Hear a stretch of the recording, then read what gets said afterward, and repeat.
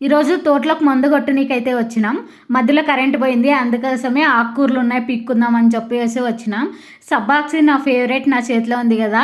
అది నేనైతే పీక్కున్నా. మా అమ్మ అయితే పప్పుకు పీక్కుందనమాట. మళ్ళీ కరెంట్ వచ్చింది మధ్యలో. ఇంకా మేమైతే మళ్ళీ కొంచెంసేపు మందు కొడతాండే.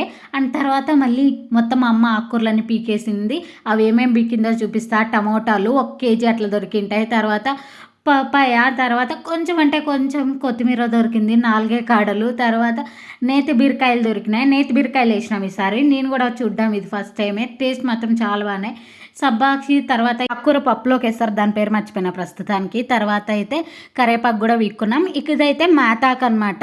నాకు తెలిసిండే పేర్లు చెప్తానా అండ్ తర్వాత జొలకాయలు కూడా ఉన్నాయి. మీరైతే నేనేమైనా పేర్లు తప్పు చెప్తా అంటే కరెక్ట్ చేయండి.